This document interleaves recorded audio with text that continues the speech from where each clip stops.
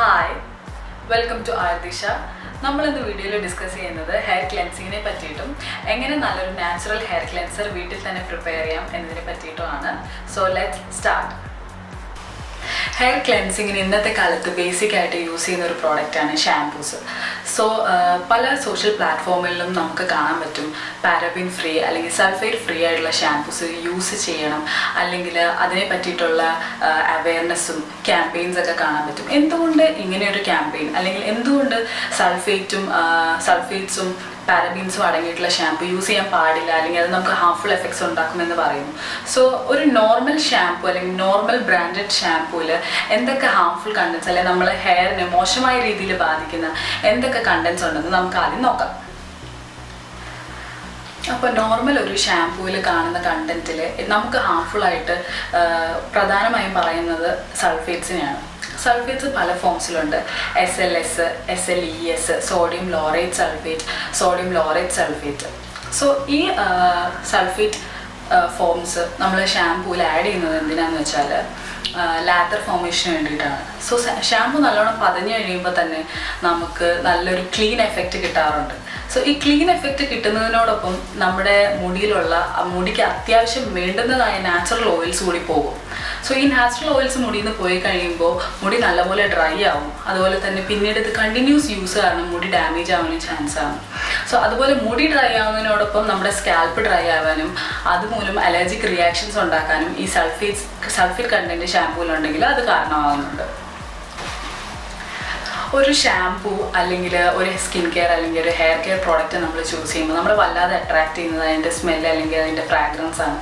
So chemical fragrances use ചെയ്തിട്ടുള്ള shampoos ആണെങ്കിൽ അത് നമ്മുടെ ബോഡിയിൽ ഒരുപാട് ഹോർമോണൽ ഇംബാലൻസസ് ഉണ്ടാക്കുന്നുണ്ട്. സോ ഇത് ഡയറക്റ്റ് അല്ലെങ്കിൽ ഇൻഡയറക്റ്റ് ആയിട്ട് മുടി പൊഴിച്ചിലേക്കാണ് എത്തിക്കുന്നത്. അതുപോലെ തന്നെ അടുത്തൊരു കണ്ടന്റാണ് പാരബീൻസ്. പാരബീൻസ് മെയിനായിട്ട് യൂസ് ചെയ്യുന്നത് പ്രിസർവേറ്റീവ് ആയിട്ടാണ്. ഈ പ്രിസർവേറ്റീവിൻ്റെ ജോബ് പാരബീൻസ് നല്ലപോലെ ചെയ്യുന്നുണ്ടെങ്കിലും ഇതും ഹോർമോണൽ ഇംബാലൻസസ് ബോഡിയിൽ ഉണ്ടാക്കുന്നു, അതുവഴി മുടി പൊഴിച്ചിലിന് കാരണമാകുന്നുണ്ട്. നെക്സ്റ്റ് കണ്ടന്റ് സിലിക്കോൺസ് ആണ്. സിലിക്കോൺസ് യൂസ് ചെയ്യുന്നത് തന്നെ നല്ലൊരു കണ്ടീഷനിങ് എഫക്റ്റ് മുടിക്ക് കിട്ടാൻ വേണ്ടിയിട്ടാണ്. കണ്ടീഷനിങ് എഫക്റ്റ് കൂടാതെ മുടിക്ക് നല്ലൊരു ഷൈനും ഒരു സോഫ്റ്റ്നെസ്സും അതുപോലെ തന്നെ ഒരു ഹെൽത്തി ലുക്കും ഇത് നമുക്ക് തരുന്നുണ്ട്.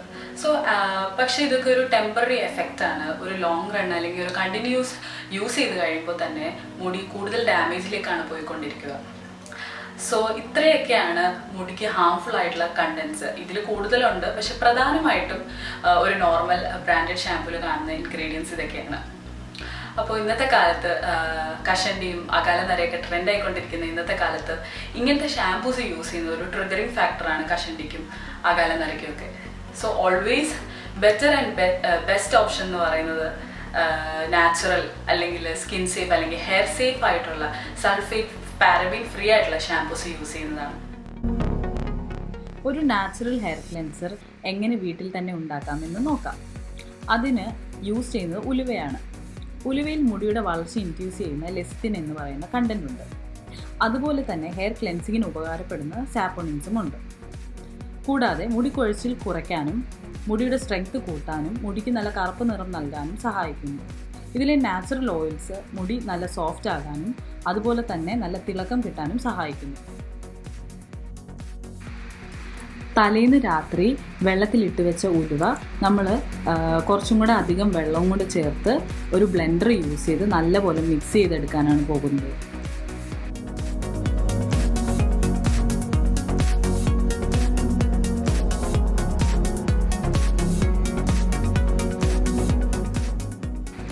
സോ ഒരു ബൗൾ എടുക്കുക.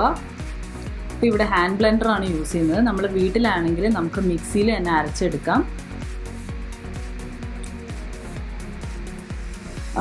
തലേന്ന് വെള്ളത്തിലിട്ട് വെച്ച ഉലുവ നമ്മൾ ആദ്യം ബൗളിലേക്ക് മാറ്റുക. എന്നിട്ട് അതിലേക്ക് കുറച്ച് വെള്ളം ചേർക്കുക.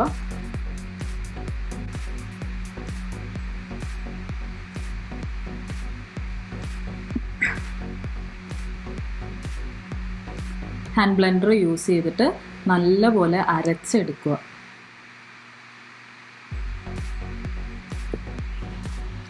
അരച്ചെടുക്കുമ്പോൾ നല്ലപോലെ പതഞ്ഞ് വരും. നമ്മളൊരു ഷാമ്പു എങ്ങനെ നമ്മൾ വെള്ളമായിട്ട് മിക്സ് ചെയ്യുമ്പം പതയുന്നോ അതുപോലെ തന്നെ ഉലുവയും പതഞ്ഞ് വരും. ആവശ്യത്തിന് വെള്ളം ചേർത്ത് അത് മിക്സ് ചെയ്ത് നല്ലപോലെ അരച്ചെടുക്കുക.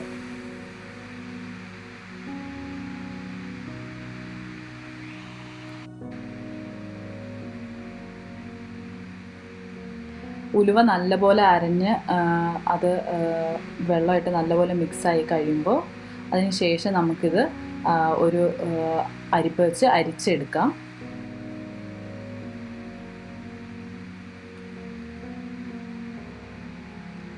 ഇത് നമുക്ക് കുളിക്കുന്ന ടൈമിൽ നമ്മുടെ മുടി വാഷ് ചെയ്യാനായിട്ട് യൂസ് ചെയ്യാം.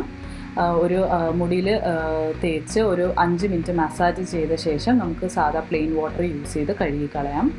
ഇത് നമുക്ക് ഡെയിലി അല്ലെങ്കിൽ ഓൾട്ടർനേറ്റീവ് ഡേയ്സിൽ നമുക്ക് ചെയ്യാവുന്നതാണ്.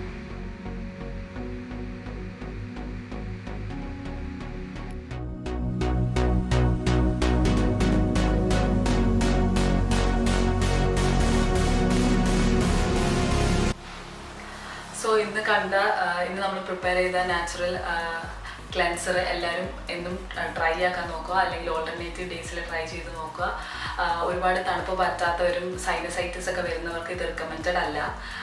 അതുപോലെ തന്നെ ഈ നാച്ചുറൽ സ്കിൻ സേഫും ഹെയർ സേഫ് പ്രോഡക്ട്സിനെ പറ്റി ഞാൻ സംസാരിക്കുന്നതുകൊണ്ട് നിങ്ങൾക്കൊരു സംശയം തോന്നാം, ഞാൻ ഇങ്ങനത്തെ പ്രോഡക്റ്റ്സ് തന്നെയാണോ യൂസ് ചെയ്യുന്നതെന്ന്. അത് ഏകദേശം ഒരു 2 കൊല്ലമായിട്ട് ഞാനും ഇങ്ങനത്തെ പ്രോഡക്റ്റ്സാണ് ട്രൈ ചെയ്യുന്നത്. ഏകദേശം ഒരുപാട് നാച്ചുറൽ സ്കിൻ കെയർ ബ്രാൻഡ്സും ഹെയർ കെയർ ബ്രാൻഡ്സും ഉണ്ട്, അതൊക്കെ ട്രൈ ചെയ്യാൻ നോക്കാറുണ്ട്. അതുപോലെ തന്നെ വീട്ടിൽ തന്നെ പ്രിപ്പയർ ആക്കാവുന്നത് തന്നെ പ്രിപ്പയർ ആക്കി ട്രൈ ചെയ്ത് നോക്കുന്നുണ്ട്. സോ പിന്നെ എൻ്റെ ഈ മുടി കാണുമ്പോൾ നിങ്ങൾക്കൊരു സംശയം വരാം, ഈ ക്ലെൻസറും ഉലുവയും ഒക്കെ യൂസ് ചെയ്തിട്ട് എന്തുകൊണ്ട് ഇത്രയും വളർച്ചയുള്ളൂ എന്ന് നിങ്ങൾക്ക് സംശയം വരാം. പക്ഷേ ഞാനിത് ക്വാറന്റൈൻ്റെ ഫസ്റ്റ് ഡേ, അതായത് ലോക്ക്ഡൗണിൻ്റെ ഫസ്റ്റ് ഡേ ഞാൻ മുറിച്ച മുടിയാണ്. ഇപ്പം ഏകദേശം ഒരു മാസമായി കാണും. മുടി ഇത്രയും വളർന്നിട്ടുണ്ട്. ആ ഫോട്ടോ ഞാൻ അറ്റാച്ച് ചെയ്യുന്നതായിരിക്കും. എല്ലാവരും ഇതൊന്ന് ട്രൈ ചെയ്ത് നോക്കുക, കമൻസ് പോസ്റ്റ് ചെയ്യുക. Thank you.